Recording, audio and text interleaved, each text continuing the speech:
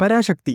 ഈ ഫിലിമിനെ പറ്റി പറയാനാണെങ്കിൽ ഇത് ഞാൻ ഈ 2026 ഞാൻ ആദ്യമായി തിയേറ്ററിൽ കയറിയ പടം.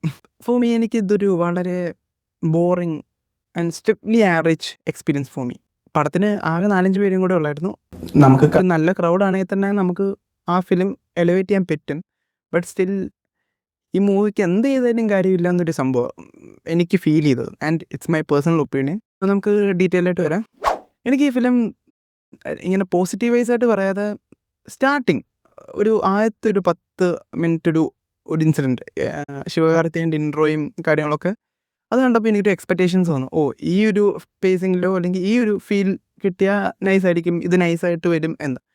പക്ഷേ പിന്നെ അങ്ങ് ഭയങ്കര ഡ്രാഗ് ചെയ്യോ, കുറേ നാടകീയത, ഭയങ്കര ഒരു ആർട്ടിഫിഷ്യലായിട്ട് ഒരു മെസ്റ്റേജ് ചെയ്ത് വെച്ചേക്കോ. നമുക്കൊരു ഫ്ലോ കിട്ടുന്നില്ല. ഒരു എലമെൻ്റ് കഴിഞ്ഞ് ഒരു സീൻ കഴിഞ്ഞ് എന്നാൽ ഒരു പാട്ട്, എന്നാൽ ഒരു ഒരു റൊമാൻസ്, എന്നാൽ കുറച്ച് കളി തമാശകൾ, അല്ലെങ്കിൽ ഇനി ഒരു ഇൻസിഡൻറ്റ്, അങ്ങനെ ഒരു സ്റ്റേജ് ചെയ്ത് വെക്കുന്ന തൊട്ട്.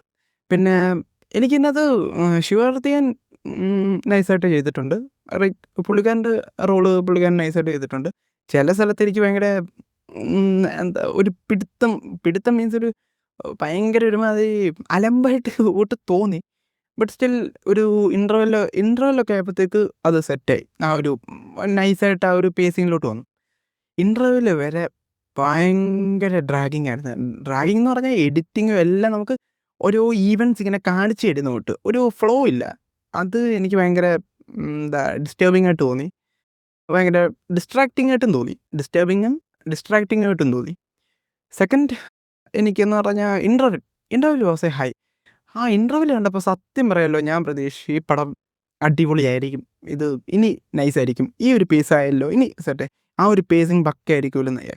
പക്ഷേ ഇൻ്റർവെൽ കഴിഞ്ഞപ്പോൾ പിന്നെയും വലിച്ചു നീട്ടില്ലായിരുന്നു. വലിച്ചു ഇൻ്റർവെൽ കഴിഞ്ഞിട്ടൊരു പാട്ടുണ്ട്, ബാക്ക്ഗ്രൗണ്ട് സ്കോറും സോങ്സും ഒക്കെ GVP ചെയ്തേക്കുന്നതൊക്കെ നല്ലതാണ്, അടിപൊളിയായിട്ടാണ്. പക്ഷേ എന്ത് ചെയ്താലും കറക്റ്റായിട്ട് പ്ലേസ് ചെയ്തില്ലേ നമുക്ക് ആ സമയത്ത് റോങ് ആയിട്ട് തോന്നും. ഒരു ഇൻ്റർവെൽ കഴിഞ്ഞിട്ടൊരു പാട്ടുണ്ട്, അത് കുറേ നേരം എഡിറ്റർ കട്ട് ചെയ്യാൻ മറന്നു പോയോ എന്ന് തന്നെ തോന്നിപ്പോയി. അങ്ങനെ കുറേ നേരം എനിക്ക് ഇപ്പോഴും അതുകൊണ്ട് ഭയങ്കര ലാഗായിരുന്നു. നമുക്ക് എന്തേലും ഒരു എൻ്റർടൈനിങ് ആയിട്ടോ അല്ലെങ്കിൽ ഇനി ഒരു സീരിയസ്നെസ്സിലോട്ട് പോകില്ലോ എന്ന് ചോദിക്കുമ്പോൾ പിന്നെയും റൊമാൻറ്റിക് ട്രാക്ക്, അത് ഭയങ്കര മിസ്പ്ലേസ് ആയിട്ട് തോന്നി, മിസ്ഫിറ്റായിട്ട് തോന്നി എനിക്ക്. ഇനി പിന്നുള്ളത് പ്രശ്നം എന്ന് പറഞ്ഞാൽ, പ്രശ്നങ്ങൾ മാത്രം പറയാനാണെങ്കിൽ അങ്ങനെ. പക്ഷേ പോസിറ്റീവ്സ് ഉണ്ട്. ജയൻ രവി നന്നായിട്ട് ചെയ്തു, എല്ലാവരും അവരുടെ ക്യാരക്ടേഴ്സ് എല്ലാം അടിപൊളിയായിട്ട് ചെയ്തു. പക്ഷേ ഇതിലൊന്നും ഇവർക്ക് ഇത് ചെയ്തങ്ങ് ബലിപ്പിക്കാൻ അങ്ങനത്തെ വലിയ കാര്യങ്ങളായിട്ടൊന്നും ഇല്ല. അടിപൊളി റോൾസൊക്കെയാണ്, പക്ഷെ ഒന്നും നമുക്ക് ഒരു ഇമോഷണൽ കണക്ഷൻ ഫീലേ ഇല്ല. അതിനകത്ത് എന്ത് സംഭവിച്ചാലും അതവിടെ നടക്കുന്നു എന്നുള്ള സംഭവം വരെയായിരുന്നു. പക്ഷേ ഈ ക്ലൈമാക്സ് വരെ എനിക്ക് ഒരു പോർഷൻ വരെ ക്ലൈമാക്സ് വരെ എനിക്ക് ഭയങ്കര ലാഗായിരുന്നു. ഇത് എനിക്ക് ഒട്ടും സാറ്റിസ്ഫൈഡ് അല്ലാതെ ഞാൻ ഇങ്ങനെ ഒരു ഹൈയും ഇല്ല, ഒരു ലോയും ഇല്ല, ഒരു മാതിരി മരിച്ച ആളിനൊരു ECG പോലെ ഇങ്ങനെ ആയിരുന്നു. പക്ഷേ ക്ലൈമാക്സ് വാസ് നൈസ്, അത് എനിക്കിഷ്ടപ്പെട്ടു. എനിക്ക് ക്ലൈമാക്സ് നല്ലപോലെ ഇഷ്ടപ്പെട്ടെന്ന് പറഞ്ഞാൽ അതിലെ ഒരു ക്യാരക്ടറും പിന്നെ അത് പറയാൻ പറ്റില്ല, സ്പോയിലറാന്ന് പറഞ്ഞാൽ ശിവാർത്തി എന്ന് തന്നെ പറഞ്ഞിട്ടുണ്ട്. എന്നാലും അതൊക്കെ നൈസായിട്ടുണ്ടായിരുന്നു. എനിക്ക് ലാസ്റ്റ് ഇഷ്ടപ്പെട്ടു. കോൺവൈസ് ഇത് ഭയങ്കര പവർഫുൾ കോണ്ടൻ്റാണ്. ഇത്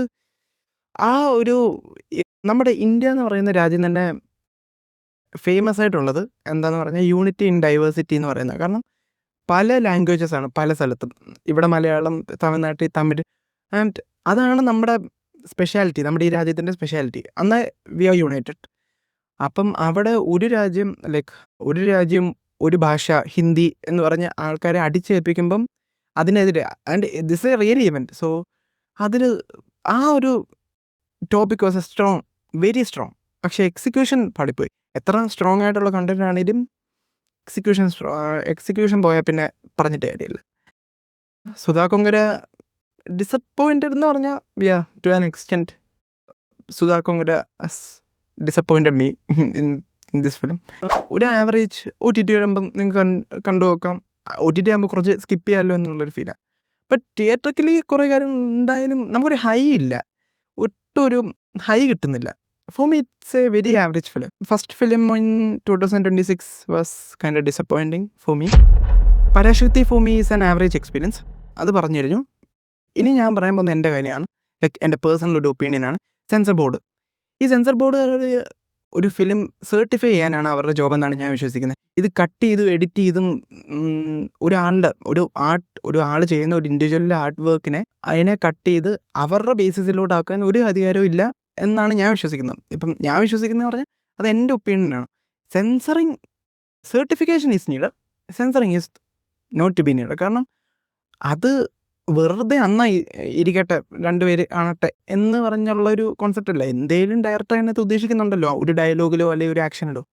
അത് കട്ട് ചെയ്യുമ്പോൾ എന്താണ് അവരുദ്ദേശിക്കുന്നതെന്നും അതിനൊരു പ്രോപ്പറായിട്ടുള്ളൊരു റീസണിങ് പോലും ഇല്ലാതെ അങ്ങ് കട്ട് ചെയ്യുന്നു ആൻഡ് മ്യൂട്ട് ചെയ്യുന്നു. അത് ഈ പരാശക്തിക്കകത്തുകൊണ്ട് ഇപ്പം ഞാൻ പറയാൻ കാരണം Jananayakan. And that's it.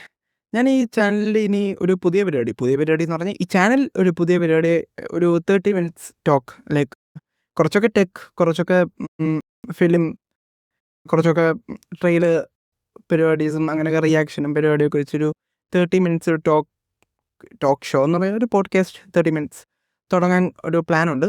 And may be hope it will start in this week. And എന്താ ഒരു രസം, വെറുതെ ഇരിക്കണ്ടല്ലോ എന്നുള്ളത്. സോ അതിനും സപ്പോർട്ടും നിങ്ങളെല്ലാവരുടെ സപ്പോർട്ടും ഉണ്ടാകുമെന്ന് പ്രതീക്ഷിക്കുന്നു.